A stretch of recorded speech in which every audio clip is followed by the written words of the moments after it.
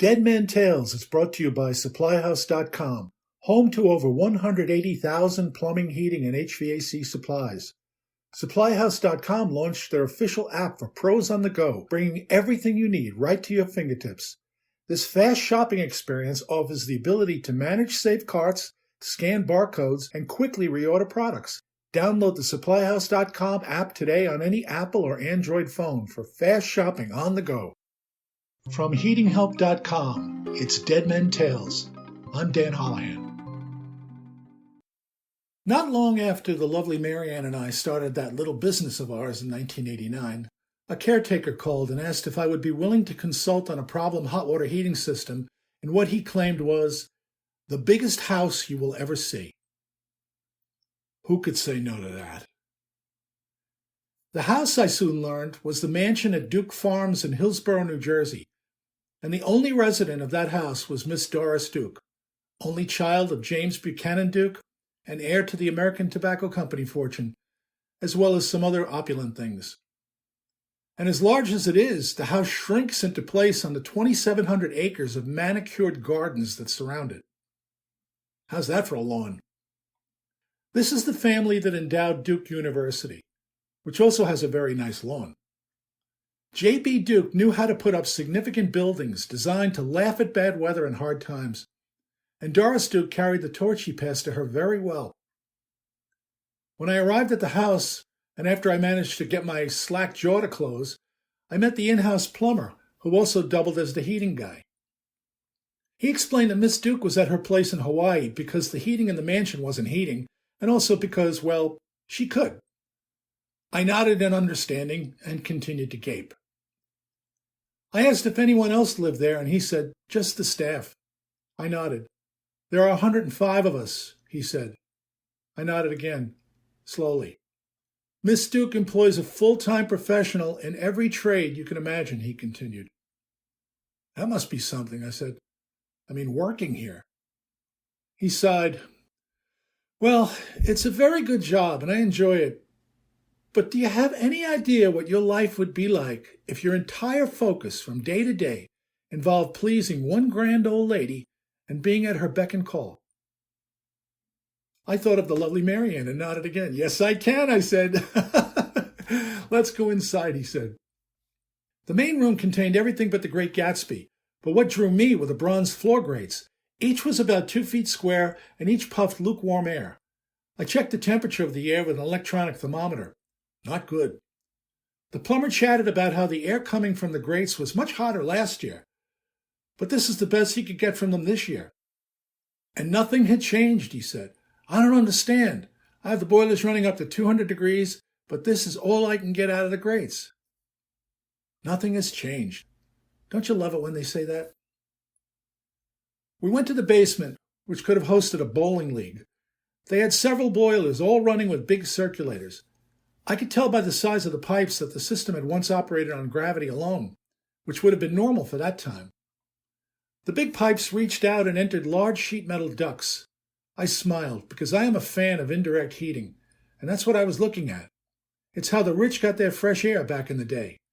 Fuel bills were not a concern. I opened a sliding metal door on one of the ducts and saw the big cast iron indirect heaters looming in there. The architects who served the rich way back when didn't want to burden them with radiators. Radiators were for the servants' quarters. The rest of the house drew its warmth from the hot air that wafted over these huge indirect heaters and rose upward through those bronze floor grates. There was no return air ductwork in most indirect systems. The air just leaked out of the house through loose windows. Fuel bills? Meh. Then I noticed that someone had placed an oscillating fan inside the ductwork just before the indirect heater. What's this for? I asked the plumber. I'm trying to blow the heat upstairs, he says. It doesn't seem to be working, though, and that's what's got me stumped. Heat rises. Actually, it doesn't, I said. Hot air rises. Well, same thing, right? Not exactly, I said. Hot air will rise, but only if cold air can take its place. I don't get it. Come here, I'll show you. I followed the large sheet metal duct back to where it met the foundation wall. Where does this go? I asked. Outside, he said. Where outside? I don't know, he said. I don't do outside. I do inside. So we went outside and looked for a grate that would allow in the outside air. That's how these systems work. They brought in 100% outside air that grabbed the heat from those huge hunks of cast iron inside the ductwork. Keep the wealthy healthy with lots of fresh air. We looked here and there, but we couldn't find the grate. So we went back to the basement and measured in from the corner of the foundation to the spot where the sheet metal duct met the wall inside. Then we went back outside and measured in from that same corner. Where there should have been a grate, there was only Pachysandra, which was doing just fine in the cold weather because they have great gardeners at Duke Farms. You'd expect that since this place is 3 times the size of New York City Central Park. Was this ground cover here last winter, I asked. The Pachysandra? I don't know, he said. You don't do outside, right? Right. So I waded into the greenery and stomped around on it for a while. The gardeners are not going to like that, the plumber said. It's okay, I said. I do outside. And that's when my stomping made a hollow sound. I smiled. Got a shovel? He went to get one and I waited. And while I waited, I thought like air. If I were air, how would I get into this house? He came back in a few minutes and handed me the shovel. I dug down about 6 inches and hit plastic, clear plastic. I moved more of the dirt out of the way and saw the metal bars of the old air inlet grate. Time to get the gardener, I said. When the gardener showed up, I explained what we were doing and how the air couldn't move across the red-hot indirect heaters because there was no fresh air coming into the house. He understood, but then explained how ugly those ground-level grates were and how they had decided to cover them all with sheets of clear plastic, topsoil, and Pachysandra. That's why the house is cold, I said. The gardener pointed to the plumber. It's his job to keep it warm. It's my job to keep it green. The problem's outside, I said. He doesn't do outside. You do. And we went back and forth like that for a while until the gardener reluctantly agreed to remove one of the clear plastic sheets just to prove me wrong.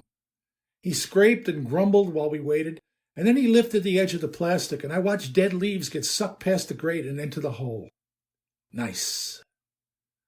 We went back inside and took the temperature of the now hot air that was rising like a phoenix into that gorgeous room. Even nicer. First lesson learned? Air won't move unless there's other air to take its place. Second lesson learned? Sometimes the butler didn't do it. Sometimes it's the gardener. Hey, I hope you liked that tale. I sure enjoyed telling it. And if you liked it, please share it with your friends. And if you haven't already, please subscribe to this podcast. I have many more Dead Men Tales to share with you. And I sure appreciate the company. Thanks.